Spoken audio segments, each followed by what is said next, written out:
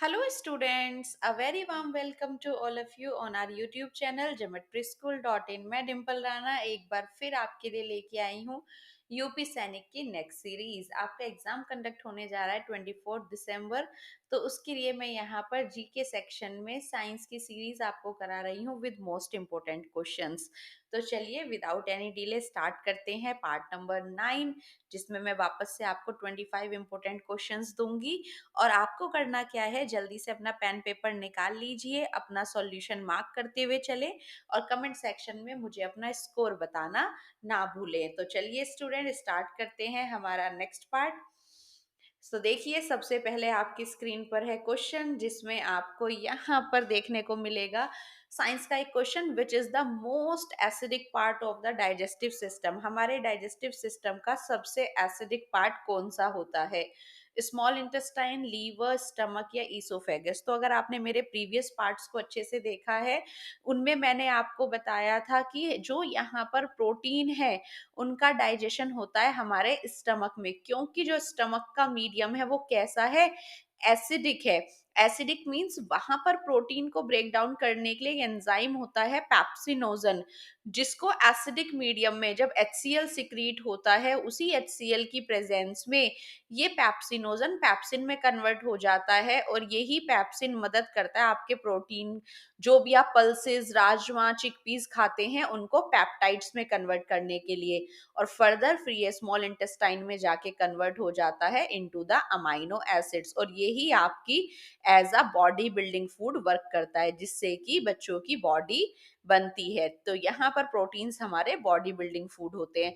तो सबसे ज्यादा एसिडिक मीडियम जो है हमारे डाइजेस्टिव सिस्टम का, वो किसका है? स्टमक का है। तो इसलिए करेक्ट आंसर कौन सा है? सी। आई होप आपका भी ये करेक्ट होगा बिल्कुल। चलिए नेक्स्ट पार्ट क्वेश्चन देखते हैं। The aerial part of the plant above the ground is. जो प्लांट के पार्ट कहाँ होते हैं? अबव द ग्राउंड होते हैं। जैसे आपने देखा है प्लांट इस तरीके से, कुछ पार्ट्स अंडरग्राउंड होते हैं और कुछ पार्ट्स अबव द ग्राउंड। तो एक नीचे का सिस्टम होता है जो अंडर द ग्राउंड होता है, we called it root system, जिसमें आपकी वेरियस टाइप्स की रूट होती है, एडवेंटिशियस, टैप रूट। और उसी के ऊपर होता है आपका एक एरियल पार्ट, जिसे कंप्लीट, जिसमें आपके फ्रूट्स होते हैं, फ्लावर्स होते हैं, तो इसे आप क्या बोलते हैं? Shoot system. तो ये अपर पार्ट जो होता है, एरियल पार्ट जो एयर में होता है, वो आपका शूट सिस्टम है। तो आई होप ये तो बिल्कुल इजी क्वेश्चन आपको क्लियर होगा, तो ये इसका करेक्ट आंसर है। बात करते हैं the human body function normally at temperature about. Human की बॉडी जो नॉर्मल फंक्शन करती है, किस टेम्परेचर पर हमारी बॉडी बिल्कुल नॉर्मल होती है? 36 degree Celsius, 37 degree Celsius, 32.2 degree Celsius, 98 degree Celsius. तो जो यहाँ पर हम सेल्सियस की बात करें तो ये होता है कितना? 37 डिग्री सेल्सियस नॉर्मल टेम्परेचर है। और इसी तरह अगर फ़ारेनहाइट में बात करें, इसे आप कन्वर्ट करते हैं तो 98.6 डिग्री फ़ारेनहाइट पर ये क्या होता है? नॉर्मल वर्क करती है।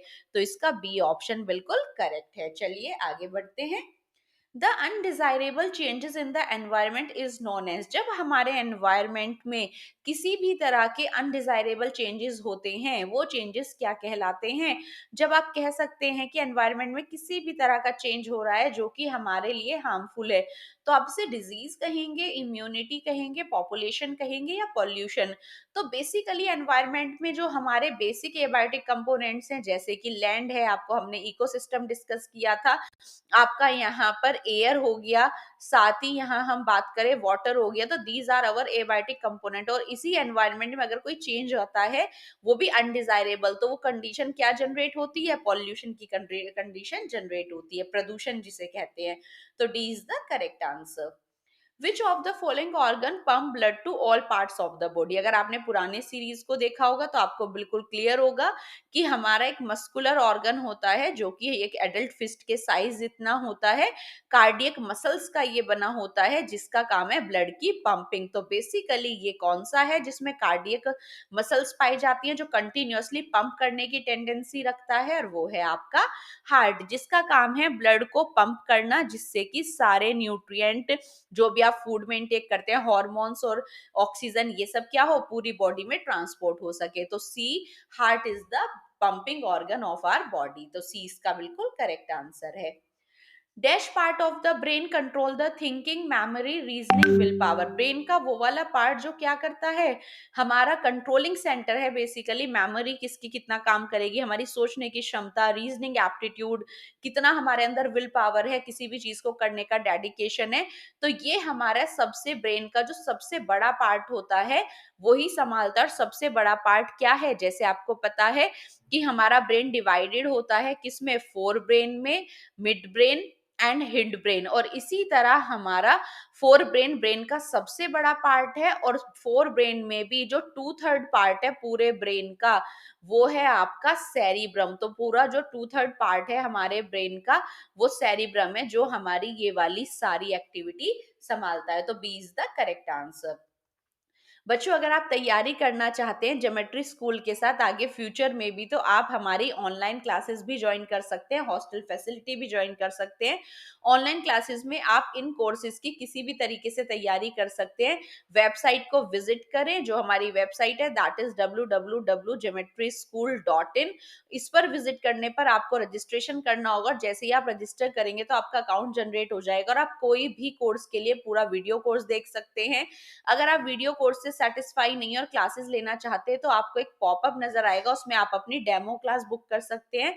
और ये हमारी सारी टेस्ट सीरीज है, इवन हमारे क्विजेस के भी कोर्सेज है। अगर आप सिर्फ क्विजेस खरीदना चाहते हैं और खुद अपनी सेल्फ स्टडी करना चाहते हैं, लेकिन आप क्वेश्चन प्रैक्टिस करना चाहते हैं, 10,000 से भी ज्यादा यहाँ पर क्वेश्चन आप तैयारी कर सकते हैं। अगर कोई भी डाउट है कि ऐप को किस तरीके से, वेबसाइट को किस तरीके से रजिस्टर करना होता है, तो आप इस नंबर पर कॉल करके जानकारी ले सकते हैं। बच्चों, लेकिन अगर आप अपना स्कूल में नहीं पढ़ना चाहते और एक साल पूरा इसी को ही देना चाहते हैं, तो आप हमारा बागपत में ज्योमेट्री डिफेंस एकेडमी ज्वाइन कर सकते हैं, जो कि हमारा हॉस्टल बैच है। 1 मार्च से इसकी नेक्स्ट क्लासेस स्टार्ट होने वाली है। किसी भी एग्जाम की आपको तैयारी करनी हो, RMS, ऑल इंडिया सैनिक स्कूल एंट्रेंस एग्जाम, यूपी सैनिक, JNV, RK मिशन, विद्या ज्ञान, हम हर कोर्स की यहाँ पर हर एक स्कूल के एग्जाम की तैयारी कराते हैं प्रॉपर डेडिकेशन के साथ। तो एक बार आप हॉस्टल को विजिट जरूर करें, रजिस्ट्रेशन कराएं, क्योंकि सीट लिमिटेड है, बिल्कुल 100 सीट्स हम यहाँ पर रखते हैं। इतने ही बच्चों को एक बार में तैयारी कराते हैं, जिससे 90% से भी ज्यादा सिलेक्शन हम दे सके। तो 1 मार्च से आपकी क्लासेस स्टार्ट हो रही हैं। रजिस्ट्रेशन आप ऑन कॉल भी करा सकते हैं, या आप एक बार हॉस्टल को विजिट जरूर करें कि किस तरह की फैसिलिटी और कैसे टीचर्स हैं, कैसा पढ़ाते हैं, कैसे आपका फूड आपको दिया जाता है 3 टाइम्स अ डे, सारी चीजें आप जान सकते हैं। चलिए आगे बढ़ते हैं। Which type of lens is found in human आई। बच्चों, बहुत इंपॉर्टेंट क्वेश्चन है। हमने आई का रेटिना वाला क्वेश्चन प्रीवियस वीडियो में किया था। तो आपको पता है जब हमारी लेंस पर लाइट पड़ती है, यहीं से लाइट पास होकर कहाँ जाती है, रेटिना पर जाकर इमेज बनाती है। जब ऑब्जेक्ट से कोई भी लाइट टकराकर आंखों तक पहुंचती है और आइरिस से होते हुए आगे बढ़ती है। तो ये पूछा गया है कि हमारी आई में कौन सा लेंस होता है। तो बेसिकली आपको पता होना चाहिए जो हमारी आंख होती है वो कैसी इमेज बनाती है, रियल और इन्वर्टेड, जिसे फिर हमारा ब्रेन जो है इरेक्ट करके देता है। तो ऐसी इमेज बनाई जाती है कॉन्वेक्स लेंस के द्वारा। तो इसे हम बायकॉन्वेक्स भी कहते हैं। हमारी आंख में जो लेंस होता है वो बायकॉन्वेक्स या कॉन्वेक्स लेंस है, जिसका काम है रियल और inverted image banana.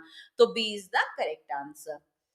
The cluster of tiny chambers in lungs are called. जो हमारे लंग्स होते हैं, the pink colour very spongy organ, जिसके अंदर फिर वेरियस एयर पैसेज के लिए ब्रोंकियाई निकली होती हैं, आगे चल के ये क्लस्टर बनाते हैं टाइनी एयर चैम्बर्स का, बैलून लाइक स्ट्रक्चर। और ये टाइनी एयर चैम्बर क्या कहलाता है, तो बेसिकली ये वही चैम्बर्स है जहां पर गैसेस का डिफ्यूजन होता है। मींस ऑक्सीजन जो हमने इनहेल की है उसे हम ब्लड में इनटेक कर लेते हैं डिफ्यूज करके, और CO2 को इसी से ही एग्जिट आउट कर देते हैं। तो ये क्लस्टर जो हैं, गुच्छे जो हैं टाइनी एयर चैम्बर्स के, क्या कहलाते हैं, एल्वोइलीज। क्योंकि इनका बैलून लाइक स्ट्रक्चर क्या करता है, लार्ज सरफेस एरिया प्रोवाइड करता है, जिससे कि ज्यादा से ज्यादा ऑक्सीजन हमारे ब्लड में जा सके। तो ये सरफेस एरिया को बढ़ाता है। जैसे कि डाइजेस्टिव सिस्टम में मैंने स्मॉल इंटेस्टाइन में विलाई बताई थी, जिनमें ब्लड वेसल्स थी, और इन्हीं में ही ब्लड वेसल्स होती हैं जो फिर ब्लड के थ्रू हार्ट तक लेके जाते हैं पंपिंग के लिए ऑक्सीजन को। तो सी इसका बिल्कुल करेक्ट ऑप्शन है। चलिए आगे बढ़ते हैं। बाइल सिक्रेटेड बाय लीवर, ये मैं आपको करा चुकी हूँ प्रीवियस सीरीज में कि लीवर से हमारा एक जूस सिक्रेट होता है जिसे बाइल कहते हैं, और यही बाइल जूस कंटेन करता है बाइल सोल्ट्स, जो किसके डाइजेशन में हेल्प करते हैं, फैट्स के डाइजेशन में। लेकिन जब तक आप फैट का इंटेक नहीं करते तो ये टेम्परेरीली एक पोर्शन में स्टोर हो जाता है, इसी के नीचे ये पोर्शन प्रेजेंट होता है। इसे क्या कहा जाता है, पेंक्रियाज, गॉल ब्लैडर, लीवर या पायरोलस। तो बेसिकली पेंक्रियाज तो मैंने आपको पढ़ाया था कि हेट्रोक्राइन ग्लैंड है, उसी के नीचे आपका गॉल ब्लैडर होता है जिसमें ये जाके, जिसे पित्त की थैली भी कहा जाता है, और ये उसमें स्टोर हो जाता है। तो B is the correct answer. The disappearance of animal from the planet is called, जब प्लैनेट क्या, अर्थ, जब कोई भी एनिमल या कोई भी स्पीशीज कंप्लीटली डिसअपियर हो जाए तो इस वाली स्पीशीज को या एनिमल्स को, प्लांट्स को क्या कहा जाता है, एंडेंजर्ड, एक्सटिंक्शन, पैंडेमिक या remote.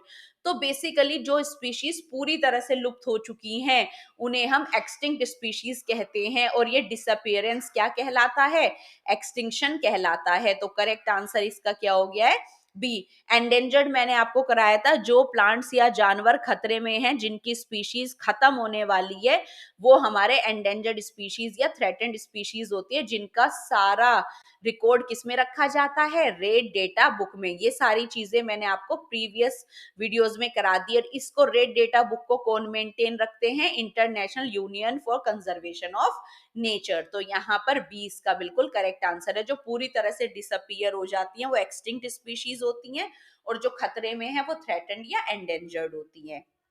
A group of gland which produce various hormone is called, हम हॉर्मोन्स को भी पढ़ चुके हैं।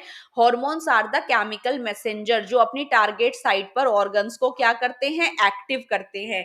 तो बेसिकली बहुत सारे हॉर्मोन्स को प्रोड्यूस करने के लिए हमारी बॉडी में ग्रुप ऑफ ग्लैंड होता है, जो क्या है, कहलाता है respiratory system, excretion, endocrine system या सेंट्रल नर्वस सिस्टम।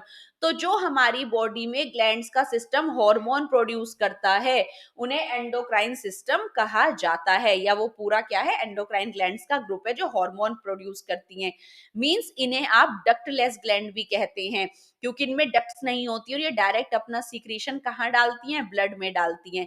लेकिन जो मैंने आपको पेंक्रियाज बताया था, जो कि एक हेट्रोक्राइन है, क्योंकि वो एक्सोक्राइन भी और एंडो, लेकिन जो एक्सोक्राइन होती है उन्हें हम डक्ट ग्लैंड कहते हैं, जो अपना सीक्रेशन डायरेक्ट डक्ट में प्रोड्यूस करती है। जैसे आपकी पेंक्रियाज भी है, सलाइवरी ग्लैंड भी है, तो ये सब आपकी क्या हैं, आपकी ये सारी एक्सोक्राइन ग्लैंड का एग्जांपल है। लेकिन जो ग्लैंड्स हार्मोन प्रोड्यूस करती हैं वो एंडोक्राइन सिस्टम या एंडोक्राइन ग्लैंड्स के अंदर आती हैं। तो C is the correct answer. Chloroplast is found in, chloroplast क्या होता है, बेसिकली जिसके अंदर आपका क्लोरोफिल पिगमेंट पाया जाता है, जो प्लांट्स के फोटोसिंथेसिस के लिए रिस्पॉन्सिबल है, जिसमें आपका क्लोरोफिल पिगमेंट होता है। गार्ड सेल्स होती हैं, जैसे आपका चिकपीस होता है, उसी के चारों तरफ सब्सिडरी सेल्स होती हैं। तो ये क्लोरोप्लास्ट का जो फाउंड होता है ये किस में है, बेसिकली कलर प्लास्टिड्स होते हैं, प्लास्टिड्स होते हैं प्लांट्स के अंदर एक सेल, उन्हीं के अंदर क्लोरोप्लास्ट आपका ग्रीन पिगमेंट के लिए जो रेस्पॉन्सिबल होता है, क्रोमोप्लास्ट जो आपके प्लांट्स को वेरियस कलर देता है, ल्यूकोप्लास्ट जो व्हाइट कलर के कंपोनेंट्स होते हैं। तो ये सारे प्लास्टिड के अंदर होते हैं। तो क्लोरोप्लास्ट आपको कहाँ देखने को मिलेगा, वेरियस कलर आपको किसमें देखने को मिलते हैं, एनिमल्स में या प्लांट्स में। तो क्लोरोप्लास्ट आपका कहाँ पाया जाता है, ऑप्शन ए प्लांट्स में। The chemical name of vitamin D, vitamin D किसके लिए रेस्पॉन्सिबल है, आपको याद करना है, it is for your calcium. क्योंकि अगर इसकी डेफिशिएंसी होती है तो आपको क्या हो जाता है, बच्चों को जो है रिकेट्स हो जाती है, उनकी बोन्स टिल्ट हो जाती है, और यही बड़ों में क्या कहलाता है, ओस्टियोमलेशिया कहलाता है। तो उसी के अकॉर्डिंग ये कैल्शियम से रिलेटेड है। तो वाइटामिन डी का केमिकल नेम क्या हो सकता है बच्चों, कैल्सीफेरोल। इसे क्या भी कहा जाता है, कैल्सीफेरोल कहा जाता है। एक्सटर्नल फर्टिलाइजेशन अकर इन, तो बच्चों आपका जो यहाँ पर हम बात करें अगर इसकी कि एक्सटर्नल फर्टिलाइजेशन किस में होता है, तो उसके लिए तो पहले हमें फर्टिलाइजेशन पता होना चाहिए। It is the fusion of male और फीमेल गैमीट, सेक्सुअल रिप्रोडक्शन में जब मेल और फीमेल गैमीट आपस में फ्यूज करते हैं तो उस प्रोसेस को क्या कहा जाता है, फर्टिलाइजेशन, तो यहाँ पर फर्टिलाइजेशन के रिजल्ट में ही बनता है क्या, एक डिप्लॉइड सेल जिसे जाइगोट कहा जाता है। तो ये जो फर्टिलाइजेशन का प्रोसेस है, या तो ये फीमेल की बॉडी के अंदर होता है, तब इसे इंटरनल फर्टिलाइजेशन कहा जाता है, और अगर ये आउटसाइड बॉडी हो रहा है फीमेल की, तो इसे एक्सटर्नल फर्टिलाइजेशन कहा जाता है। तो कौन से ऐसे जानवर, एनिमल्स है जिनमें एक्सटर्नल फर्टिलाइजेशन होता है, मींस ये जो फ्यूजन का प्रोसेस है ये आउटसाइड द बॉडी हो रहा है, और जब ये अंदर होता है तो ये इनसाइड होता है। तो हैन में होगा, डॉग्स में होगा, फिशेज में या काउस में। तो बेसिकली जो आपके फिशेज होते हैं, फ्रॉग होते हैं, ये आपका एक्सटर्नल फर्टिलाइजेशन करते हैं, मींस इनमें फीमेल क्या करती है, हंड्रेड्स ऑफ एग ले करती है वाटर में, जिसपे फिर मेल अपना मेल गैमीट स्पर्म लिबरेट कर देता है। तो ये कैसा हुआ, आउटसाइड द बॉडी हुआ, मींस ये एनवायरमेंट में हो रहा है वाटर के अंदर। तो ये कौन सा है, ये आपका एक्सटर्नल फर्टिलाइजेशन है। तो जो फिशेज होते हैं, फ्रॉग होते हैं, इवन जो आपके एक्वेटिक एनिमल्स हैं, उन सब में एक्सटर्नल फर्टिलाइजेशन देखने को मिलता है। लेकिन जो हैंड, डॉग्स, काउस, इन सब में इंटरनल फर्टिलाइजेशन होता है, मींस जो स्पर्म और ओवा फ्यूज करेंगे वो बॉडी के अंदर करेंगे। तो करेक्ट आंसर या क्या है, C. Excessive bleeding during an injury is an deficiency of, अगर बहुत ज्यादा इंजरी हो जाती है जिसकी वजह से बहुत ज्यादा ब्लड निकलता है, मींस ब्लड क्लोट नहीं हो पा रहा है आपका, तो ये ऐसा कब होता है, कौन से विटामिन की कमी है कि आपके बॉडी में ब्लड क्लोटिंग नहीं हो पा रही है, ए, बी, के एंड ई। तो आपको पता है विटामिन के कहाँ से मिलता है, हमें आयरन कंपोनेंट से, और आयरन किसका पार्ट है, हमारे ब्लड का। तो अगर हमारी बॉडी में ब्लड की या आयरन की कमी है, एनीमिया की प्रॉब्लम है, तो हमारी बॉडी में ब्लड क्लोटिंग नहीं हो पाती है प्रॉपर, जिसकी कमी है साफ साफ विटामिन के। तो यहाँ पर ए में मैं आपको बता चुकी हूँ, ए की कमी से नाइट ब्लाइंडनेस, विटामिन बी की कमी से बैरी बैरी, सी की कमी से स्कर्वी, डी की कमी से रिकेट्स, और ई की कमी से रिप्रोडक्शन स्ट्रेंथ में कमी आती है, मींस वो एनिमल्स या ह्यूमंस रिप्रोड्यूस नहीं कर पाते हैं प्रॉपर, अपनी जैसी जनरेशन नहीं प्रोड्यूस कर पाते हैं, तो यहाँ पर रिप्रोडक्शन स्ट्रेंथ लैक हो जाता है। तो इसका करेक्ट आंसर है सी, विटामिन के की अगर कमी है तो यहाँ पर डेफिशिएंसी से होगी ब्लड ब्लीडिंग बहुत ज्यादा, तो सी बिल्कुल करेक्ट है। Washing of peeled vegetable remove which vitamin, very important question. जब आप सब्जी को या वेजिटेबल्स, फ्रूट्स को कट कर देते हैं और कट करने के बाद उन्हें वॉश करते हैं, मींस आपने छिला हुआ है उनको और उनको कट कर लिया, अब आप उन्हें बार बार वॉश कर रहे हैं, तो कौन सा विटामिन उनमें से रिमूव हो जाता है, तो बेसिकली वॉशिंग करने पर विटामिन सी की कमी होती है। फिर उन फ्रूट से अगर आप खाते भी हैं तो विटामिन सी आपको नहीं मिलेगा, और विटामिन सी नहीं मिलेगा तो आपके लिप्स का जो साइड है वो फटने लगता है, स्कर्वी में जो आपके गम्स है उनमें से ब्लड आता है, ब्लीडिंग गम्स होती है, साइड से लिप्स कट जाते हैं, स्किन बिल्कुल डल हो जाती है, तो विटामिन सी की कमी है। तो C is the correct answer. Land of midnight sun, very important, किसे लैंड ऑफ मिडनाइट सन कहा जाता है, जहां आधी रात में भी सन चमकता है, जापान, नॉर्वे, फिनलैंड, थाईलैंड। बहुत ही इंपॉर्टेंट क्वेश्चन है बच्चों जीके का, और इस जगह को नॉर्वे कहा जाता है। जापान क्या है, land of rising sun, confuse नहीं हो जाएंगे, यहाँ पर राइज अप होता है सन सबसे पहले, और इसलिए इसे लैंड ऑफ राइजिंग सन भी कहा जाता है। फिनलैंड क्या है आपका, लैंड ऑफ थाउजेंड्स लेक, इसे क्या कहा जाता है, लैंड ऑफ थाउजेंड्स लेक। और थाईलैंड क्या है, land of white elephants, white elephants के लिए जाना जाता है थाईलैंड। तो नॉर्वे हो गया आपका land of midnight sun, Japan land of rising sun, Finland land of thousands lake. बच्चों ये पूछ लिया जाता है, ये निकनेम है बेसिकली, कुछ कंट्रीज को क्या दे दिए जाते हैं, निकनेम्स दे दिए जाते हैं, तो ये वही है। तो इसका करेक्ट आंसर है नॉर्वे। विक्टोरिया मेमोरियल ब्रिटिश के टाइम का एक बहुत ही अच्छा मॉन्यूमेंट है, ब्रिटिशर्स ने ही बनवाया था, बिल्कुल उनके जो वहां पर ब्रिटेन में सेम मेमोरियल है ऐसा ही वैसा ही विक्टोरिया मेमोरियल कहाँ बनाया गया था, कोलकाता, मुंबई, उड़ीसा, जयपुर। और सबसे पहले जो डेवलप्ड हुआ है ब्रिटिशर्स के साथ वो कोलकाता ही है, वहीं पर सेंट पीटर्स चर्च का बिल्कुल कॉपी है, विक्टोरिया मेमोरियल है, और एक और है बिरला प्लेटिनेरियम। बहुत सारी चीजें कोलकाता में फेमस है ब्रिटिशर्स के टाइम की। तो ए बिल्कुल करेक्ट आंसर है, जैसे कि मेट्रो है सबसे पहले कोलकाता में, तो ए बिल्कुल इसका करेक्ट आंसर है। ऑर्गेनिक मैन्योर, जो आपका ऑर्गेनिक खाद होता है, वो इसमें से क्या है? एनिमल का waste, cow dung, urine and plant waste, या ऑल ऑफ दीज? तो बच्चों सारे ही क्या हैं? ऑर्गेनिक हैं। और ऑर्गेनिक वेस्ट क्या होता है? जो बायोलॉजिकली डिग्रेड हो सके, जिसे डिकम्पोजर्स क्या कर सके? डिग्रेड कर सके, उसे बायोडिग्रेडेबल वेस्ट कहा जाता है। तो सारे ही किसका एग्जाम्पल है?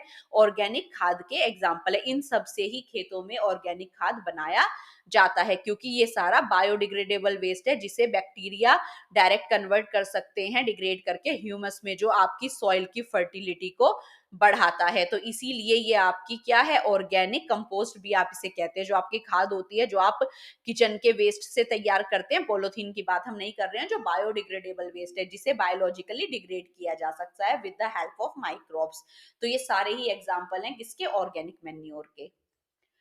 Pathogenic micro organism present in host cells are killed by medicine. अगर किसी भी ह्यूमन बीइंग या एनिमल में कोई पैथोजेंस क्या होते हैं? पैथो का मतलब है पैथो प्लस जंस, तो मींस डिजीज कॉजिंग एजेंट्स। वो एजेंट्स जो क्या करते हैं? डिजीज कॉज करते हैं, उन्हें पैथोजेंस कहा जाता है। तो इसी तरह के पैथोजेंस जब हमारी बॉडी में एंटर कर जाते हैं, तो उन्हें हम कुछ मेडिसिन से किल करते हैं। और ये मेडिसिन क्या होती हैं? पेन किलर, एंटीबॉडीज, एंटीबायोटिक या वैक्सीन। तो बेसिकली माइक्रोब्स की ग्रोथ रोकने के लिए जो हम यहाँ पर मेडिसिन लेते हैं, दे आर द एंटीबायोटिक्स। इन्हीं को नाम दिया जाता है मेडिसिन को एंटीबायोटिक्स। तो C is the correct answer.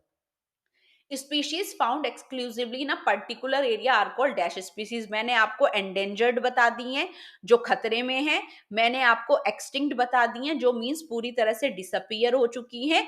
तो यहाँ पर हम बात कर रहे हैं, कोई स्पीशीज ऐसी होती है जो पर्टिकुलर कंट्री में, पर्टिकुलर क्लाइमेट में ही पाई जाती हैं, और इन स्पीशीज को क्या कहेंगे?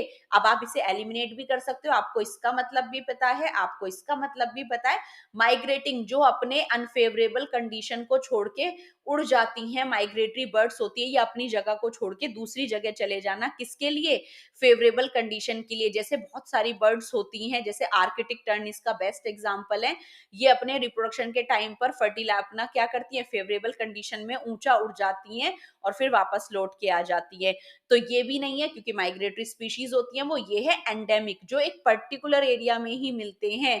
ऐसे जैसे सतपुरा नेशनल पार्क के कुछ पर्टिकुलर हैं, जैसे जायंट स्क्वायरल है, और इसी तरह से वहां पर बिसन होते हैं, वो पर्टिकुलर वहीं पाए जाते हैं।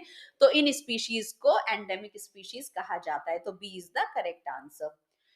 विच of the following is not a member of solar system? हमारा जो सोलर सिस्टम है, सौर मंडल है, उसके कुछ परमानेंट मेंबर्स हैं जो ऑलरेडी जैसे अवेलेबल होते हैं। जैसे एस्टेरॉइड बेल्ट हो गई, जो मार्स और जुपिटर के बीच में पाई जाती हैं, बड़ी बॉडीज रिवॉल्व करते हुए अराउंड द सन। स्टार, जैसे कि आपका सन है। कॉमेट्स होते हैं, डस्ट के बड़े बड़े धूमकेतु, जिन्हें हिंदी में कहा जाता है।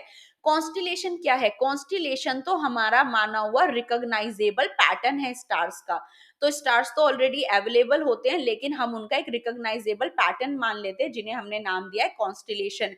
जैसे कि आप जानते हैं अर्सा मेजर, जिसे ग्रेट बियर सप्तऋषि कहा जाता है। ओरियन है आपका, लियो है, कैसोपिया, ये सब आपके क्या हैं? दीज आर योर कॉन्स्टिलेशन, जो कि आपकी रिकॉग्नाइजेबल पैटर्न्स है ऑफ स्टार। तो इन्हें हम क्या नहीं मानते? परमानेंट मेंबर नहीं है, क्योंकि ये क्या है? स्टार्स तो हैं, लेकिन इनके ग्रुप्स को हमने नाम दिया है कॉन्स्टिलेशन। तो सी इसका करेक्ट आंसर है।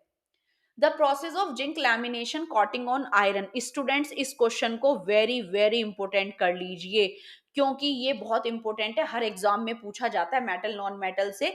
आप जानते हैं आयरन आपका स्लो रिएक्टर है, और ये पानी के साथ, मॉइस्चर के साथ, ऑक्सीजन के साथ धीरे धीरे रिएक्ट करके इस पर रस्ट लग जाता है। और उसी रस्ट को बचाने के लिए हम इसके ऊपर एक दूसरे मेटल की कोटिंग कर देते हैं, जो इसे ऑक्सीजन के कांटेक्ट में नहीं आने देता, खुद ही खराब हो जाता है, लेकिन आयरन को बचा लेता है। क्योंकि आपको पता है आयरन एक स्ट्रॉन्ग मेटल है, जिससे आयरन पिलर्स, ब्रिजेस बनाए जाते हैं, जो कि नदियों में रहते हैं। अब नदियों में रहने से ही ऑक्सीजन वाटर के साथ रिएक्ट कर सकते हैं और इनमें जंग लग सकता है।